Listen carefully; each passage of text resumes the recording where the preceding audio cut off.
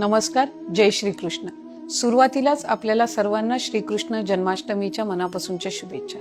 श्रीकृष्ण हे गेल्या हजारो वर्षांपासून आपल्या आयुष्यामध्ये मनामध्ये रुजलेलं एक महान असं चरित्र आहे. गेल्या अनेक वर्षापासून त्याच्या अनेक गाथा आपण ऐकत आलो. अगदी त्याचा जन्म कसा झाला, त्या काळ कोठडीतून ते बाहेर कसे आले, त्याच्यानंतर मथुरेमध्ये, वृंदावनमध्ये आणि त्यानंतर द्वारकेमध्ये त्यांनी प्रस्थापित केलेली त्यांची संपूर्ण द्वारका ही आपण त्या ठिकाणी पाहिली.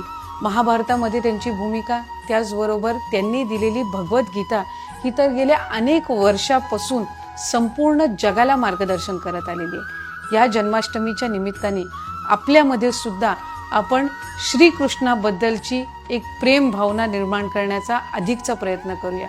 आपल्या सर्वांचीच एक भावनिक आणि खऱ्या अर्थानं आपल्या सर्वांचीच आपल्या भगवंताप्रती एक आपुलकी असते. त्याला आपण सखा म्हणून मानतो, त्याला आपण बंधू म्हणून मानतो, त्याला आपण भगवंत म्हणून पूजतो. आणि श्रीकृष्ण जन्माष्टमीला भगवद्गीतेचा सुद्धा सार अधिकाधिक आपल्यामध्ये आत्मसात करण्याचा आपण प्रयत्न करूया. त्याचे जे वेगवेगळे गुण आणि विष्णूच्या अवतारांपैकी सर्वात परिपूर्ण अवतार म्हणून आपण श्रीकृष्णाला ओळखतो. आणि म्हणूनच या श्रीकृष्ण जन्माष्टमीच्या आपल्याला शुभेच्छा देत असताना त्यांनी आपल्याला दिलेले विचार हे आपल्यामध्ये अधिक